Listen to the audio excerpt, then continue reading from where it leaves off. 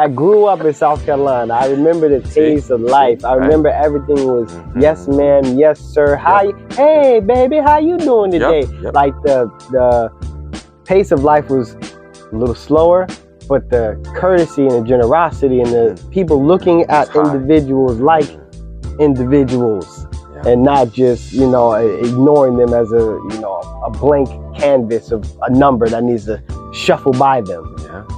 I was invited to return to WHCR 90.3 FM, the proud voice of Harlem, and sit with my man Danny of the People's Herbalist. Tap in, family. My boy, Omar from Omziel Healing Sanctuary. Welcome back to the show, Omar. Oh my God, it's such an honor to be here. Super excited. I got the parking and I'm running and I'm like, hey, wait a minute, my adrenaline is coming up. And now I'm like, hey, that's what we're talking about. So I started regulating it as I started coming over. Beautiful. You know what? And I can tell. I've been late to the radio show a time or two, and I come in here running and speeding, out of breath. You came in here calm as a cucumber. That is right, perfect case and the point for this conversation today about nervous system dysregulation. So we're here on WHCR 90.3 FM radio, the Voice of Harlem, discussing how to regulate your nervous system. So Omar, I gave you a little intro, talked a little bit about the cold plunging. I talked a little bit about the breath work. But what do you see as one of the best modalities in order to regulate somebody's nervous system for the average person? Well, let me tell you, that's wonderful, because let me just say that we are usually in a state of fight or flight. That's because of the society that we live in. They push us in these conditions where we have to respond to these high stress level situations. But I had a teacher, a guru, tell me, if I gave you an empty jar and said, go fill it up with stress and come back, it would come back empty. Why? Because stress really does not exist. And some people may argue and say, hey, no, you kidding me? I got the kids and the job and the bills and the you see, we're all creating that, first of all. Second of all, there are ways that you can regulate that. We need to understand that our autonomic nervous system comprises of two parts. It's the sympathetic and the parasympathetic. The sympathetic is the one when you cross the street, your eyes dilate, your muscles tense up, and you get out of the way of a car that's coming fast. It's our safety protocol, right? It's the safety software that has been placed inside of us. Right. But we also have the parasympathetic too. And we call that the feed and breathe. That's where we like to meditate and make love and eat good food and relax, right? Yeah. So when we are in these stressful environments, we're responding to these things. And there's chemicals that are being released, cortisol, epinephrine, norepinephrine, adrenaline, those type of things, right? So they call it the autonomic nervous system because it's automatically working. You don't have to think about digesting food and breathing. It's automatic, right? Right. So it's like a seesaw. Or rather, like when you drive, you can't give it a gas and brake at the same time. The body would choose one or the other. So you can't change that, but we can highly influence this here. How do we do this? And this is what you're asking me. Deep breaths.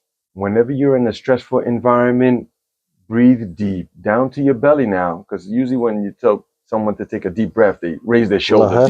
Like, breathe your chest and your belly. You have organs down there. Now, when you're in a stressful situation, where do we normally feel it? We feel it in the body, in the brain, but usually it's in our gut, in our stomach. That's why we need to release the tension there and breathe deep, right? That's they call that the fire in your belly, right? Or the dantian in Asia. It's located between your navel and your private parts, right there. That's where your gut is. So Breathing deep is one of them. Yawning also. Let's say you're like, I'm tense. I don't feel like yawning. Just make believe like you're yawning and you see that you will yawn. And that's the natural response, telling the body, relax, calm down. There's no threat here. That's a good point. I never thought about that. Under high stress situations, nobody actually yawns. Right. Yeah, right. So if you can prime yourself to create a yawn or just start talking. Anytime you talk or see somebody yawning, it makes you want to yawn too. Yes. I feel like that's one of those Right. those sympathetic resonance type things where you see somebody in a peaceful state and it just kind of makes you get into that as well, right? That's a great point. Y'all take that one. Start yawning on purpose. Yeah. There's another one too where you can stretch your body, right? Because usually when we're tense, how do we look physically too? Very closed Shoulders in, or in a fetal position almost, Right. So we need to stretch out. Lift your arms, stretch your arms out, lift them up in the air. If you can go outside, that's another great one too, because this is called an adrenaline dump, right? High performance athletes or performers, if you study them, what do? They go for a run, or they do some push-ups, or they go outside and they scream, or they take these heavy breaths. If you think at some of the high-level entertainers or performers or people who speak on stage with large crowds, they usually have this routine before they go on. They take these deep breaths, power breath. They have air retention where they blow the air out, they hold it, and then they breathe in, and then they hold that one too. It's an adrenaline dump. We need to release that, let it go. Oh, that's incredible and valuable information. And these are tools for us to take our health into our own hands at the fundamental level. You breathe every single day. You breathe more than you drink, more than you eat. And if you can do that purposefully, intentionally, to have minor impacts and improvements on the way that your nervous system is handling your environments, this is one of those key impacts. And, everybody thinks of health and they think of, sickness and disease, and they automatically think, you got to go to the hospital, you got to go to the doctor, you need a healthcare professional in order to handle your situation. But there are many ways that you can improve yourself so you don't need the emergency care. And this is a perspective that is missing within modern healthcare across the board. They look at our bodies, there's biochemical activity, and then there's surgical procedures, and that's pretty much it. Everything else is not in their their realm of practice. So that's on us. It's on us as individuals, and then it's also on us as in you, me, and all the other wellness professionals out here to take charge and really educate people on what we can do and what they can do in order to help balance the nervous system. Danny, that's a great point. And usually when you do go to the doctor, right, they never tell you to breathe or what's wrong, what is it that you're stressing about. No, I went to the doctor not so long ago. The guy wrote me a prescription. He didn't even touch me. He didn't even check my ears. You know how they do the old school, press your belly or something. Right. Nothing. He was writing me a prescription. But let me tell you a little story of a very good friend of mine. She is a professor at a prestigious college, just like this one here. And she had been doing it for a while. And she wanted the kids to like her, the students to like her, and also the faculty, right? So this is a high pressured situation. There's money on the table, there's career, all of these things, because we're making these things up actually in our head. Right. So she wanted to find out, like, why am I always so stressed? So she said, you know what? I'm going to sit down and write down what's going on here. And she wrote down, what am I stressed about? She said, I want the kids to like me. And she's like, wait a minute, but I had a student give me an apple the other day, which is like the classic thing you give a teacher, and they always writing her little notes, how much they like her and appreciate her. So she was like, wait a minute, I'm being stressed over this thing. Is there any threat here? Or is there any perceived threat? You see, that's the difference. There is no threat. So when you look back at the history of humans, we have come through some hard times. right? I Right. usually call humans the cockroaches of the planet. You see, because we're like super resilient. Like you cannot kill the human spirit. You cannot get rid of humans so quickly. Maybe there was floods, but we're still here. We're We're still resilient. good. Exactly. So when they came to food, right, we either had to go, harvest the food and bring it in, or hunt. And whatever we were hunting was hunting us too, right? You see? So these are stressful environments. We had to wait until the food was ripe, or we had to make sure that we catch that animal and things of that nature, right? But now that we live in this society where you go to the supermarket, everything's there. Food, meat, dairy, anything. But yet we still are stressed in this environment. It's like we're attuned to finding things to be stressed about, creating things. Yeah. If there's no physical true threat, as a Siberian tiger or a bear in the woods, now we're creating the threats and the stressful environments. Like coming into the radio station today, I was like, oh my goodness, I'm going to be late. If I'm late, then they're going to kick me off the radio. Then I'll never be able to connect with the people again. And all these scenarios that are just untrue that created, right? And people look at stress as it's a noun, like it's something that you have, like you own. No, you don't. No, you don't own that. No, it's not yours. Right. You create it, but it passes by. It's a verb. It's an experience. Right. It's not a thing. Like you said, you can't put it in a jar. Exactly. You can't bring it and collect it and give it to somebody else. That's their experience of it. So look at the what I want to say is the normal life of someone. You get up, either you're 3 minutes away from your job, which is at the laptop, right? Or you're commuting to a place and stuff like that, right? There's all of these pressures that are coming on. They want you to perform a certain way because they want to reward you with money that you take and you give it to somebody else, which is just crazy, right?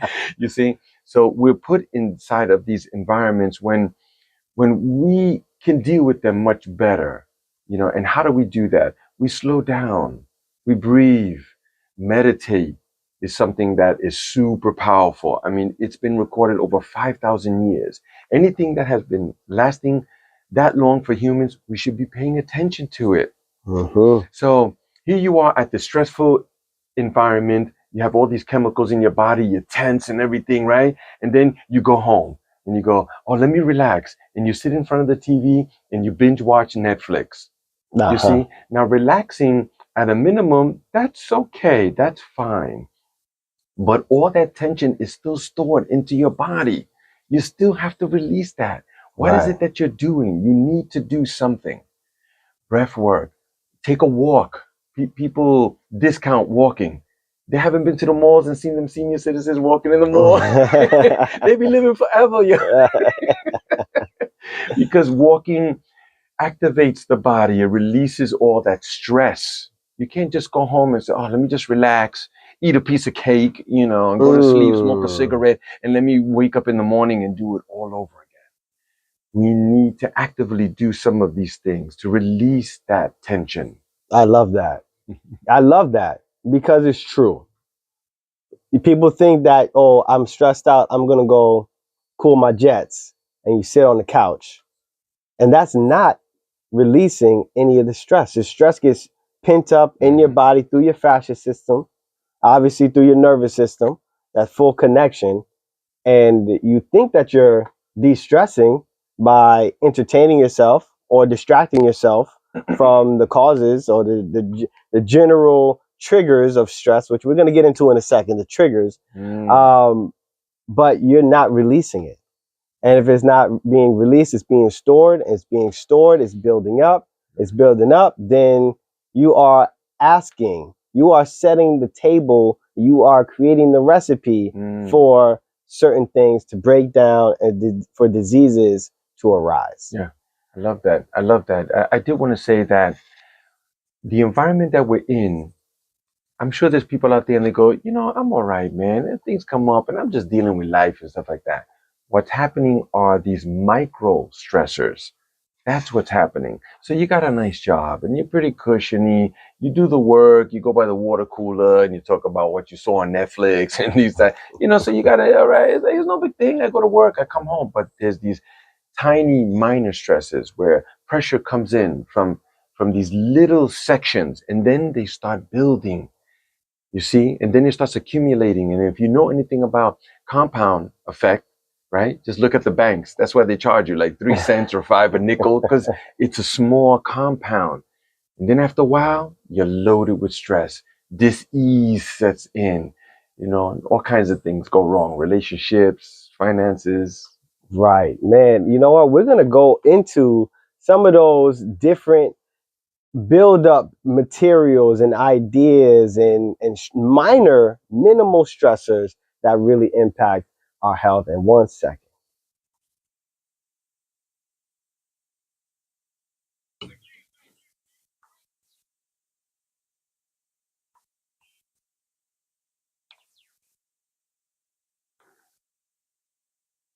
All right. Yeah. All right. So we are here with my main man, Omar, discussing and addressing some nervous system dysregulation and what that means. So I want to talk about some of the examples of dysregulation and the causes of dysregulation. And then, Omar, you can go over some of the solutions to some common things, because I think it's important for us to try to make this real. I don't want to talk hypothetical. I want to talk exactly what the everyday person is going through, because we are on the people's healing hour. So we have to represent the people in many aspects and many of their everyday lives. So I had some ideas of things that are stressing people currently, right? Some of the main culprits. Oh man, do we have time for that? Yeah. One of those culprits, though, that I have seen is this right here. Right. Instagram. Yep. Social media.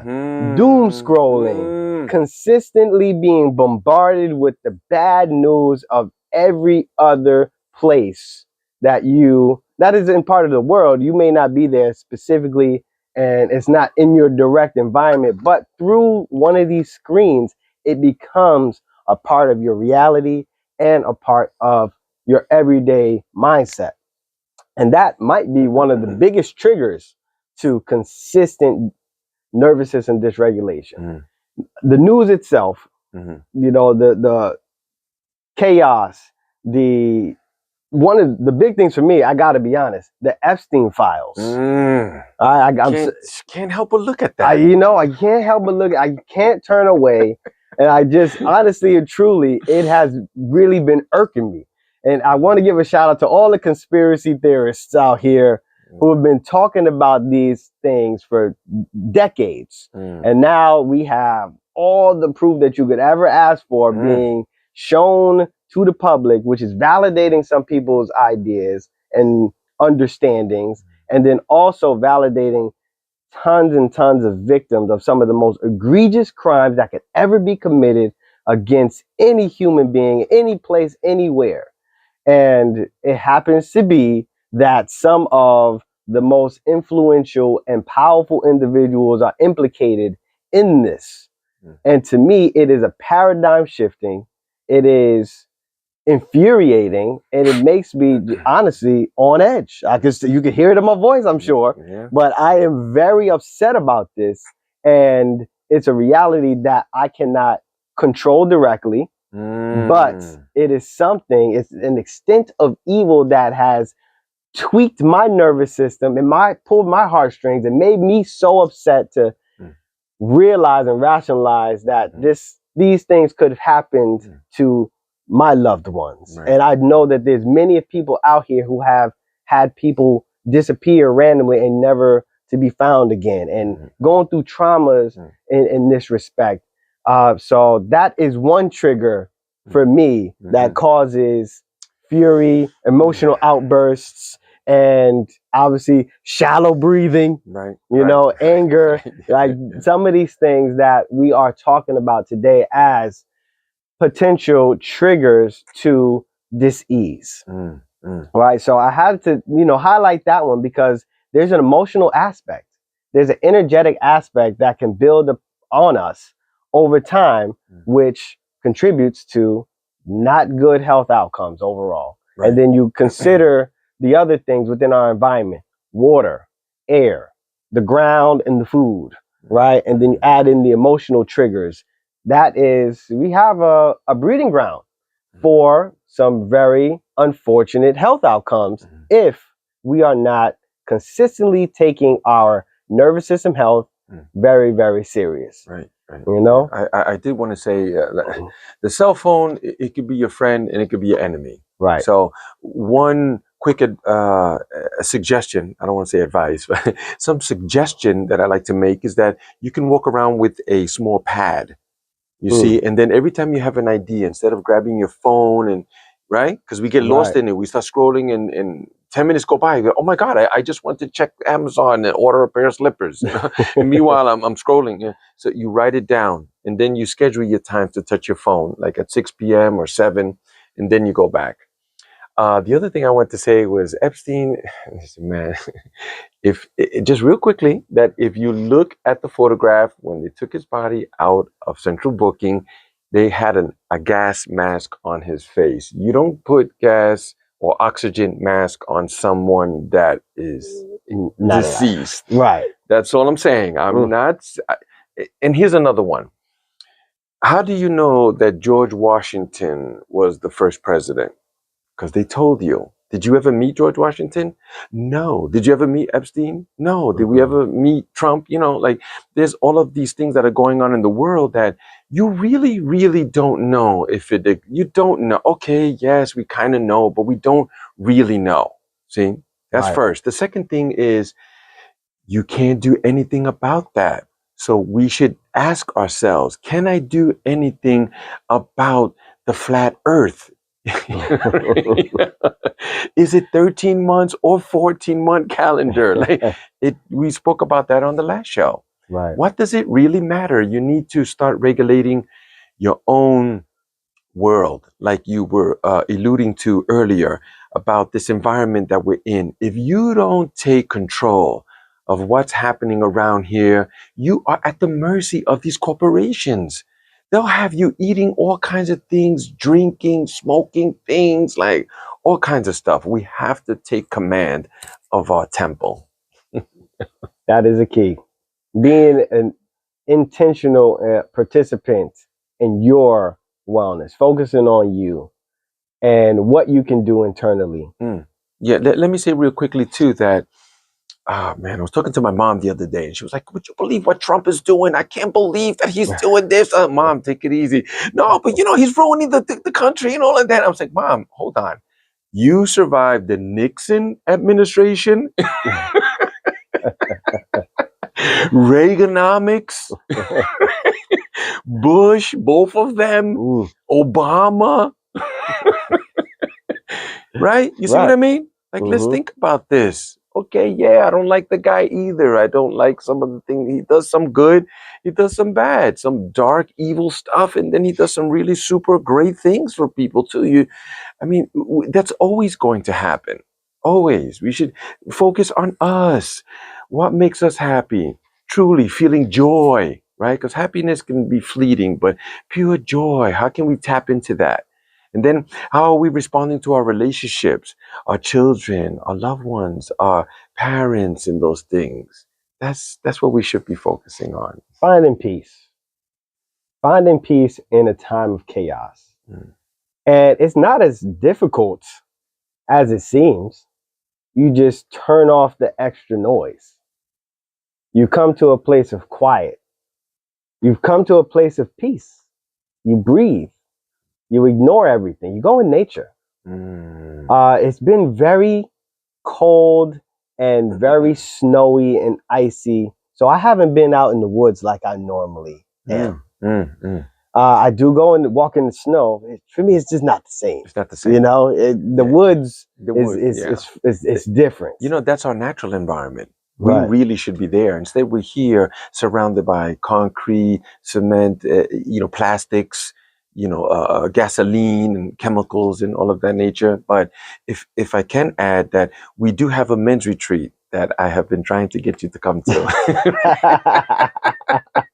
Yo, shout out to the men's retreat. When is yeah, Okay. we're gonna do some shout outs for Okay. events that are upcoming. Yes. But there's several different versions, several different events that we got to shout out. But the men's retreat in particular, I think is very, very critical. Having conversations with my friends, we're all going through one of those times that are simultaneous. We are in a stage where we have children, we have our careers. We're doing our best to manage both of those things efficiently. When I say manage children, that is one of the toughest jobs that could ever happen and be given. I've got one of the tasks that could ever be given. But doing this in a way that, is the best, quote unquote, right? Doing it to the best of your ability. There's no such thing as perfection. Right. But the struggles of inner conversation on, am I doing this right? Right. And I know I'm not alone in this. So having the ability to connect with other men and retreat and be out, take a break in nature and go in nature and have these conversations openly with no shame, I know is something very, very important. I've heard great things about the men's retreat, and I have not gotten there yet, but I will be going. You will. When is the next one? The next one is on February 20, 21, and 22nd, which is very close, and they're almost full. We have a few spots left. There's only a few men, and it's a small circle purposely because deep work needs space. You can't have like 30 guys in a room and thinking that you're going to solve some problems or stuff like that. So yeah, it's deep work.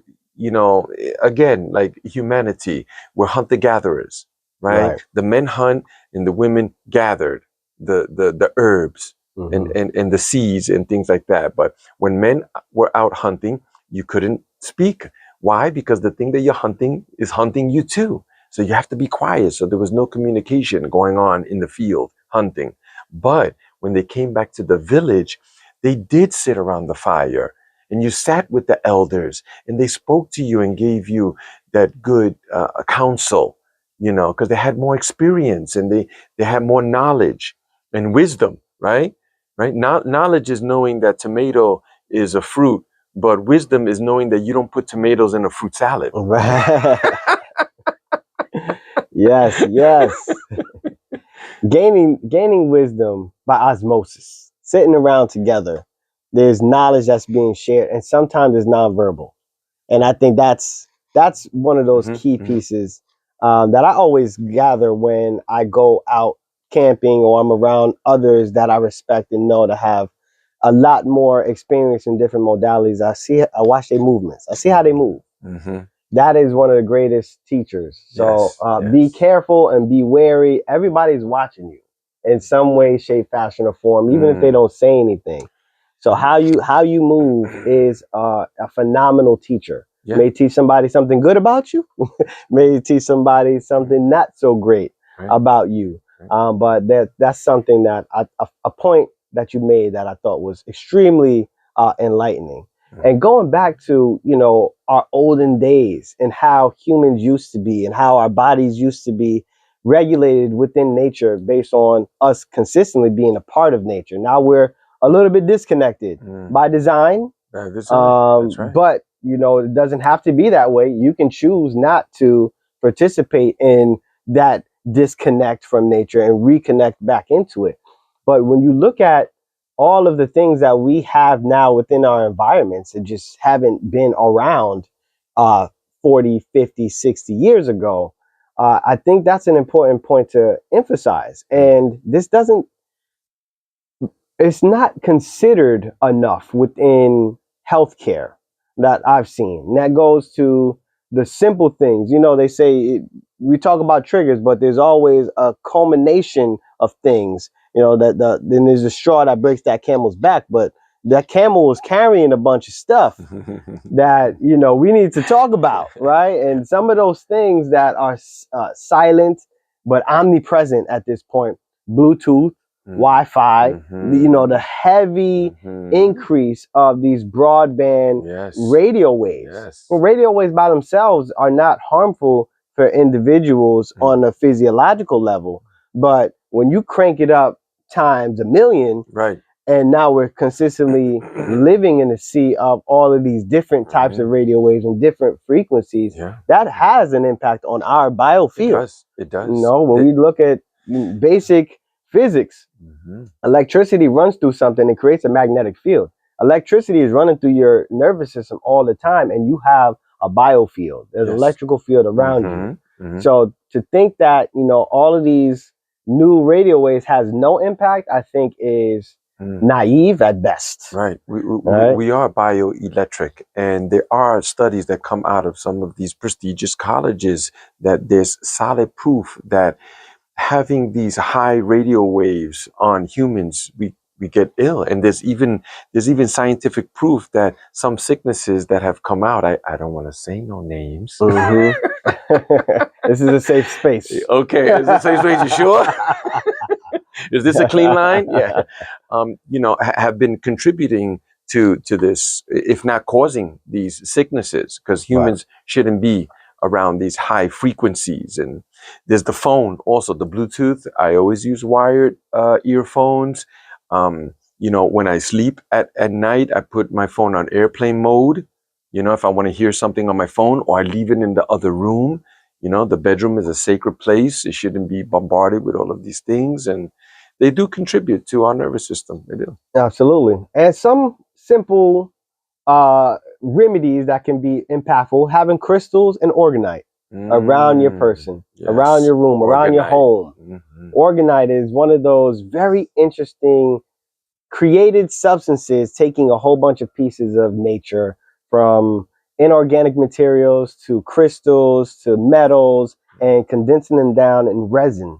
And that creates this small piezoelectric field that can impact and transmute some of the more negative frequencies around you into more positive, which is a very interesting field of study by itself. It is. But, you know, outside of, you know, all the radio frequencies, ionizing radiation and non-ionizing radiation, there's also the more physical things like microplastics in the water, fluoride, all the other toxins that come, you know, within bottled water, within unfiltered water, even through the rain. At this point, it's coming in the snow. Have you seen man, I've seen this. You seen the snow analysis? It's absolutely. They're bringing them to the lab. There's the heavy metals are in there. They're trying to burn it. It smells like plastic. And the kids was telling me, "Come on, Daddy, let's do it. Let's burn it." I'm like, look, don't put it in your mouth. That's what you got to know. And it's crazy. So you got the snow that's a culmination of what's happening in the air. Now the air quality is tainted. We have so much. We'll talk about chemtrails in a second. But outside of the chemtrails, there's just simply more traffic in the air from people riding in planes. Not the planes that are purposely seeding the air with these extremely toxic metal, but just the exhaust of burning jet fuel consistently over our entire planet. And the cars too. Right. Like, man, there's no parking on the street. Everybody's buying 2 and 3 cars. Come on, when does it end? Yeah, it's crazy, y'all. Right. And we have all these things that we're dealing with at this point that our ancient forefathers never really had to deal with. You know, volcanic ash. As that was about the extent of it, right? But now we got ash coming from cars, ash coming from houses, ash coming from industries, ash coming from the planes, all that. It's so much more. Then you got the ground. The ground is now heavily polluted with the herbicides, the Roundups, the glyphosates, you know, all of these pesticides and forever chemicals that have been put into the ground, connecting, you know, thank God we have this beautiful thing, the mycelial network, and different mushrooms that are coming to the aid of humans and our environments in many aspects. But it is absolutely incredible to think about how much more we're dealing with stress-wise, minor stress-wise versus our ancient forefathers. And then all of these things built up on top of the air that you breathe, the water that you drink, the foods that you eat, even if it's high quality, then you got these triggers. And it starts to break things down. And you got emotional breakdowns. You got physical diseases occurring. You got epigenetic changes, which is driving cancers and all kinds of rapid deterioration in health. Right. It is quite a difficult time to find balance and health, which is why you got to go out there and be intentional. Exactly. You have to take the steering wheel back, right? We're the driver. These outside forces shouldn't be pushing us in these areas fully. Okay, there are stresses and we have to respond. Because if not, you know, you get a piece of land and you try to grow your own food, but we live here in the urban cities here. They're pushing us into these places and we're working and we're trying to do our best. But there's all of these triggers that are happening all around us. Road rage, you don't see these things going on. People are not nice. Yep. I mean, we live in New York City. We don't live in Chicken Lips, Arkansas. You know, over here, right? When you go to the store, they're not even nice to you, man. Why? Because they don't have to be. That's why, bro. You see, excuse me, next, somebody behind is online too. But you notice once you get outside of these cities, people are real nice. Oh, y'all come back again. You hear me? And you be like, you talking to me? Yo, I grew up in South Carolina. I remember the pace of life. I remember everything was yes, ma'am, yes, sir. Hi, hey, baby, how you doing today? Like the pace of life was a little slower, but the courtesy and the generosity and the people looking at individuals like individuals. And not just, you know, ignoring them as a blank canvas of a number that needs to shuffle by them. It is definitely a different pace of life, different thing. So WHCR Radio 90.3 FM, the Voice of Harlem. Man, we talking here with my man Omar from Omziel Healing Sanctuary. I always got to throw that in. Well, let me just say that at the Omziel Healing Sanctuary, one of our staples seems to be the breath work with an ice plunge, like you had mentioned early in the program. Yes. The breath work. You know, Danny, I believe that everyone should have a breath work practice. Everyone, bro. You know, 5 minutes, 10, 15, if you're feeling hot and sexy. I mean, you know, get into it, you know. I mean, it pays dividends, bro. So one of the breathing techniques, we do many. One of them are the power breaths, where we're breathing in deeply and blowing off. So what that does is it helps to oxygenize the cells in your body. You're pushing in oxygen and you're blowing off all the carbon. And then we do air retention. After a few rounds of these deep breathings, then we hold our breath with the air out for about 30 seconds to a minute. And then we breathe in and we hold that one for about the same and then release. You'll notice that your blood is more alkaline. You see, it calms the monkey mind, the frontal lobe of your brain, which is a new part of the brain in the evolution of humans. You know, the deeper parts are the reptilian brain, you know, where the fight or flight is. How do we get in there, Danny? The breath work. That's how we do it. I encourage people. You look on YouTube. There's a lot of free stuff out there, man. Come on.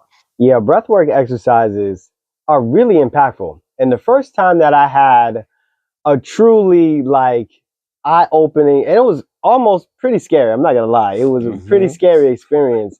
I did this breathwork exercise where it was a cohort that I did with Dr. Zach Bush, and the exercise was to breathe out consistently with very short inhalations. So the goal was to build up carbon dioxide, which it's a stressor, but it has positive impacts if you do it strategically and, you know, for a short amount of time. So the method was to just breathe out consistently for 15 minutes. And after about 12 minutes, I felt my body like curl up and my hands was like T-Rex arms. And I'm like, what is going on? And thank God they told me that was a normal, you know, reaction to this type of, you know, intense breath work. I can't remember the official name of that, but yeah, some people do attribute it to having like emotional stagnant energy in your body, and it manifests in that way. Right. And then afterwards, when I started to breathe in regularly again, I could feel just like this release. Yes. And this it was a very similar feeling than getting out of a cold plunge. You know, that just is a radiation type of feeling. Right. Yeah, that's what I had after let me that. ask you a question. How did you feel afterwards? Afterwards, I felt like alive. I felt very like, oh man. I went through death and came back, and it was like I experienced the lowest of lows, and I'm just so excited and enamored with life again. This is it. This is the gospel. The good news that we're preaching to people is that you can put yourself purposely into a stress environment, which is like a breath work. Yes. Because your brain right away says, "Hey, what's going on? Why you run? Who's chasing us? You know, what's the you see?" But you have to speak to that voice or the brain and say, "It's okay. I got this. I'm doing this. Thank you for helping me. The security system, the security protocols, but we're gonna bypass this. We got this right. We got this." And then, yes, it's stressing, but afterwards, oh man, the dopamine rush. You know, that you receive, it's incredible. It's like getting high in your own supply. Right. Yeah. And it's exhilarating. You are conquering an internal obstacle, and you're taking control. Yes, and one of the huge benefits is that when they come with this BS belief system, when they come with the BS, you be ready for it. You get to your job, and then the boss says, I need to have this by 3 o'clock. You be like, man, I got you, bro. Yeah, it's done. 12 o'clock. What else you got, bro? Yeah. So you know what? I can't believe it's almost been an hour already. So we got to jump into the events, the upcoming things, right? Before we go into the Healing Sanctuary, I got to give a shout out to Nicholas BK, Monique over at Nicholas BK. I know she has been an instrumental piece for myself.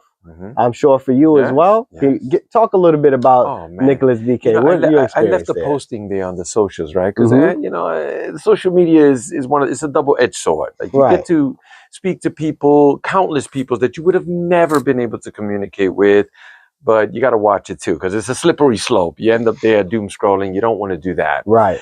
But Nicholas Brooklyn, man, before I met them, I was speaking to another brother. I said, yeah, there's this place in Brooklyn. They were like, man, I've been going to Nicholas. I know them from uptown, you know, 14th Street, Union Square, where they had started. And then they ended up in Brooklyn.